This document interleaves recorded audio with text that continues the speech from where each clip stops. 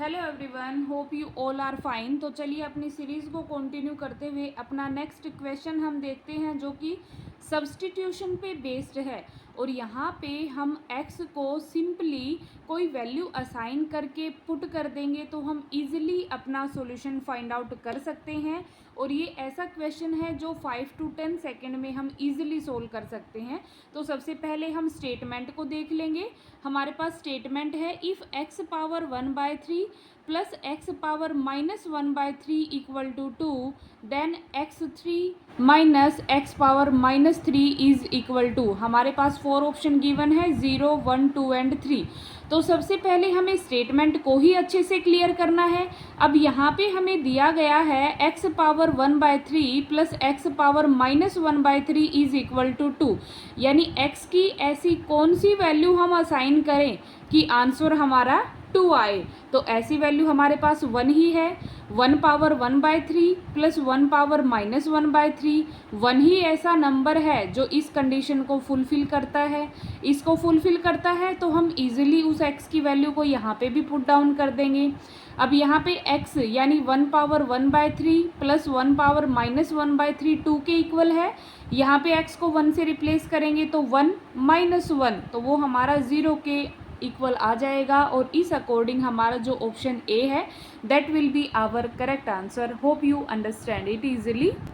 Next हमारा जो question है वो डायरेक्ट्रिक्स पे बेस्ड है, डायरेक्ट्रिक्स ऑफ पैराबोला। तो हमें इन करों का पता होना चाहिए, पैराबोला, इलिप्स और हाइपरबोला, कैसे हम इनको डायग्रामेटिकली शो करते हैं और कहाँ पे इनकी डायरेक्ट्रिक्स जो है वो एग्जिस्ट करती है। तो पैराबोला की जहाँ तक बात की जाए, पैराबोला हमारे पास 4 टाइप से होता है। यहाँ पे 4 टाइप हमारे कौन कौन से होंगे, y² equal to 4ax, y² equal to -4ax, x² equal to 4ay and x² equal to -4ay। These are 4 types of standard parabolas. और यहाँ पे अगर हम डायरेक्ट्रिक्स की बात करें तो हमारे पास ये जो स्टैंडर्ड फॉर्मेट है, इसमें जो डायरेक्ट्रिक्स हमारी होगी that will be x equal to -a। ये ध्यान रखना है। y² इक्वल टू 4ay है तो डायरेक्ट्रिक्स होगी x इक्वल टू -a, और y² इक्वल टू -4ax है तो यहाँ पे डायरेक्ट्रिक्स होगी x इक्वल टू a। ऐसे ही इनमें हम सब्सटीट्यूट करेंगे अपनी डायरेक्ट्रिक्स की value. x² equal to 4ay है तो यहाँ पे डायरेक्ट्रिक्स बनेगी हमारी y इक्वल टू -a। जब हम करेंगे बात x² इक्वल टू -4ay की तो यहाँ पे हमारे पास डायरेक्ट्रिक्स बनेगी y इक्वल टू a। अब हमारे पास जो इक्वेशन है वो कुछ इस फॉर्म में गिवन है, y² plus 4x plus 4y -3 equal to 0। 4 option हमारे पास गिवन है। तो चलिए इसका सॉल्यूशन हम देख लेते हैं किस अकॉर्डिंग करेंगे। सबसे पहले हमने करना क्या है, यहाँ पे सेपरेशन हम करेंगे। जो y की टर्म है उनको लेफ्ट हैंड साइड में पुट डाउन करेंगे और जो बाकी रिमेनिंग टर्म्स हैं उनको हम राइट हैंड साइड में ले आएंगे। यहाँ पे अगर आप देखोगे लेफ्ट हैंड साइड में तो एक टर्म आपको स्क्वायर की फॉर्म में मिलेगी, एक सिंगल y की फॉर्म में मिलेगी। तो हमें पैराबोला कंस्ट्रक्ट करना है तो हम इसमें कम्प्लीटली स्क्वायर को जनरेट कर लेंगे। कम्प्लीटली स्क्वायर के लिए हमें क्या चाहिए, यहाँ पे y² प्लस 4y हमारे पास है, प्लस 4 कर देंगे तो ये y प्लस 2 का होल स्क्वायर बन जाएगा, इक्वल टू -4x प्लस 3। अब 4 को हमने बोथ साइड ऐड करना है तो ये हमारे पास -4x प्लस 7 बन जाएगा। अब हमारे पास स्टैंडर्ड फॉर्मेट क्या कहता है, y² इक्वल टू -4ax, तो यहाँ से -4 को हम कॉमन लेंगे, बचेगा क्या, x -7/4। ये हमारे पास पैराबोला किस टाइप का बनेगा, y² equal to -4ax type का। अब यहाँ पे हम डायरेक्ट्रिक्स की बात करें तो अभी हमने देखा था इसकी डायरेक्ट्रिक्स हमारी होगी x इक्वल टू a, और यहाँ पे x की वैल्यू हमारे पास क्या आई है, x -7/4 and this is equal to 1। a की वैल्यू यहाँ पे अगर आप कंपेयर करोगे -4ax होती है हमारे पास, तो a की वैल्यू यहाँ पे हमारी क्या हो जाएगी, 1। इस अकॉर्डिंग हमारे पास अगर 4 एलसीएम हम लेते हैं तो ये वैल्यू बनेगी 4x - 7 that is equal to 4। अब हम इस कॉन्स्टेंट टर्म को शिफ्ट कर देंगे राइट हैंड साइड में तो ये हमारे पास बनेगा 4x इक्वल टू 11, और ये हमारे पास आंसर आ जाएगा अपने क्वेश्चन का। Hope you understand it. Next हमारा जो क्वेश्चन है वो एसिम्प्टोट से रिलेटेड है। एसिम्प्टोट हमारा कैलकुलस में पूछा जाता है 4th चैप्टर के अंदर। तो देखिए क्या बोला गया है, the equation of asymptote of curve x3 + y3 = 3axy, जहाँ पे a हमारा होगा ग्रेटर 0 इज इक्वल टू, हमारे पास ये 4 ऑप्शन गिवन है।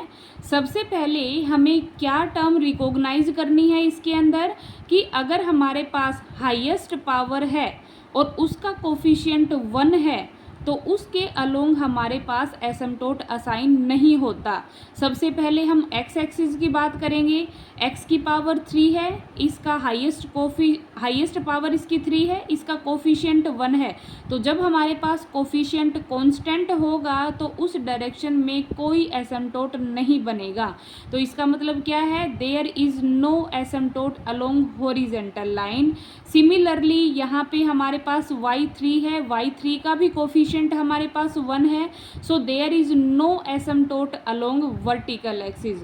तो जब हमारे पास हॉरिजॉन्टल में भी एसिम्प्टोट नहीं है और वर्टिकल में भी एसिम्प्टोट नहीं है और इक्वेशन हमें एसिम्प्टोट की फाइंड आउट करनी है, तो उस केस में हमारे पास यहाँ पे ओब्लिक एसिम्प्टोट आ जाता है। और ओब्लिक एसिम्प्टोट की अगर हम बात करें तो इसकी एक हमारे पास सिंपल सी इक्वेशन होती है कि y = mx + c। जब हमारे पास एसिम्प्टोट ना तो हॉरिजॉन्टली असाइन हो ना वर्टिकली असाइन हो, तो उस केस में हमारे पास जो एसिम्प्टोट बनेगा वो ओब्लिक एसिम्प्टोट बनेगा। तो अब यहाँ पे हमें सिंपली ये वैल्यूज़ असाइन करके और y की वैल्यू यहाँ पे निकाल देनी है, जो कि हमारे ऑप्शन में रिलेशन बनेगा। तो देखिए कैसे इसको सोल्व करते।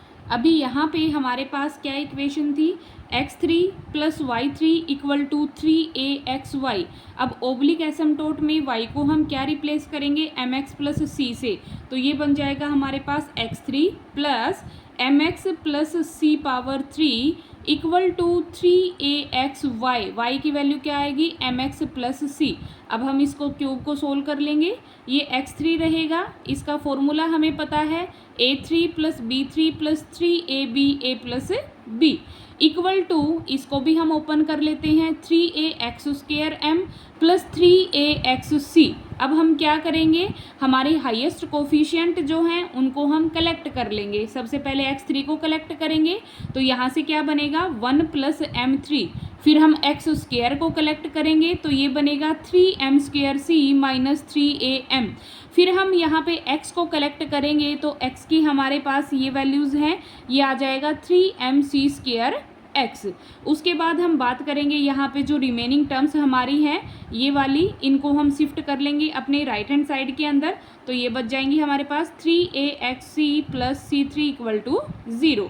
अब हमने क्या करना है, जो हाईएस्ट पावर है उसको =0 पुट कर देना है। ऐसे ही हमारे पास क्वाड्रेटिक फॉर्म में जो वैल्यू है उसको =0 पुट कर देना है, क्योंकि हमें नॉर्मली यहाँ पे m और c की वैल्यू चाहिए।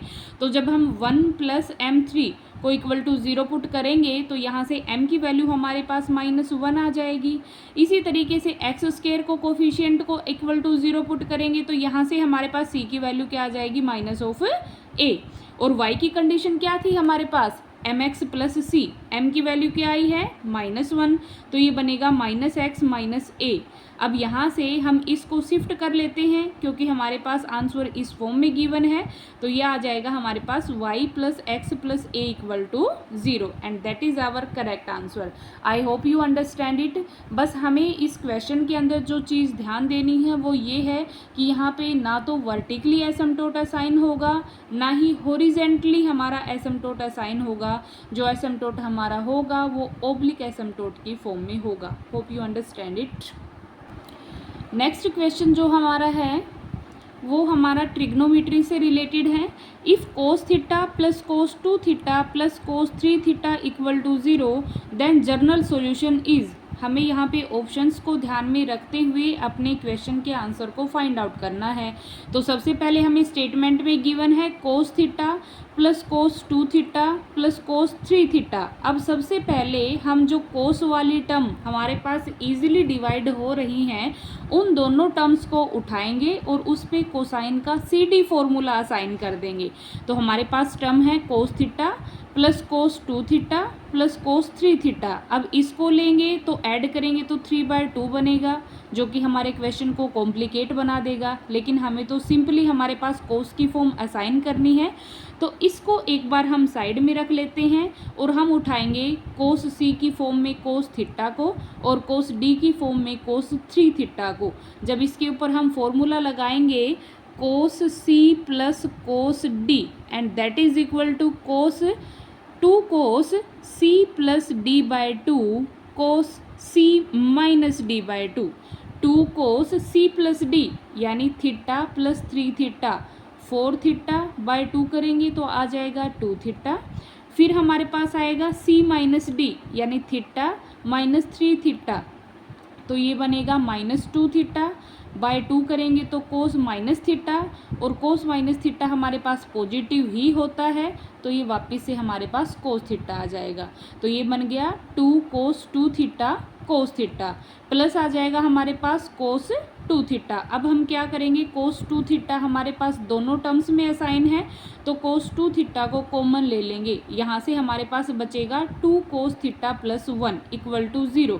अब यहाँ पे दो फंक्शन की प्रोडक्ट हमारे पास इक्वल टू 0 आ रही है। इट मीन्स या तो हमारे पास ये इक्वल टू 0 होगा या हमारे पास ये इक्वल टू 0 होगा। अब यहाँ पे देखो कोस 2 थीटा इक्वल टू 0 ये बन जाएगा। दूसरा फंक्शन हमारे पास ये बनेगा 2 cos theta plus 1 equal to 0। अब ये इक्वल टू 0 है तो यहाँ से हमारे पास 2 थीटा की वैल्यू आ जाएगी 2n प्लस 1 पाई बाय 2। अब थीटा की वैल्यू आ जाएगी 2 को शिफ्ट कर देंगे 2n प्लस 1 पाई बाय 4। इसी तरीके से 2 cos theta plus 1 equal to 0 है तो कोस थीटा की वैल्यू आ जाएगी -1/2। अब यहाँ से थीटा की वैल्यू बनेगी -π/3, लेकिन एंगल को हम पॉजिटिव फॉर्म में असाइन करते हैं तो इसको हम लिखेंगे पाई माइनस π/3, जो कि क्या बनेगा 2π/3। अब हमारे पास जो ऑप्शन है वो π/3 की फॉर्म में है, यानी इसी वैल्यू को हम यहाँ पे कंसीडर करेंगे। अब होगा क्या, cos x equal to cos y. अब ये हमारे पास थीटा है वो y की फॉर्म में है। x की वैल्यू जब हमारे पास कोस x कोस y के इक्वल होता है तो क्या बनती है 2n pi plus minus y। अब y की वैल्यू हमारे पास आई है 2π/3, तो यहाँ से हमारे पास जो थीटा है उसकी वैल्यू बनेगी 2n पाई प्लस माइनस 2π/3। तो इस अकॉर्डिंग हमारा जो ऑप्शन ए है that will be our correct answer. Hope you understand it.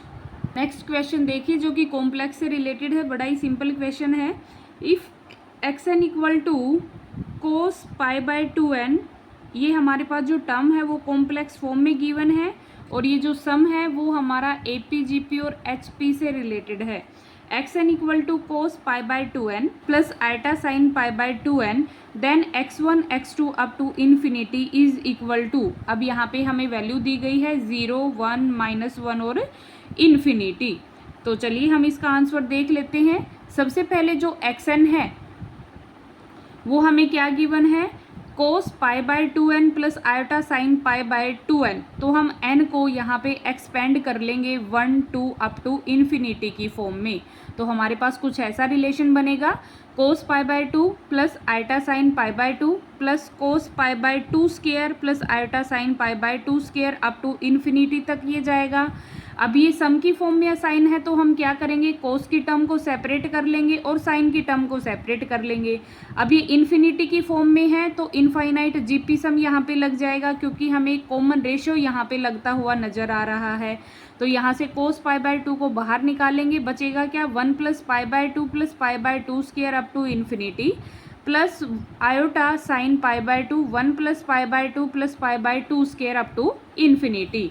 अब यहाँ से कोस π/2 है, ये 1 π/2 square up to infinity infinite GP series बन जाएगी हमारे पास। और जीपी सीरीज का सम हम कैसे असाइन करते हैं, a/1 माइनस r।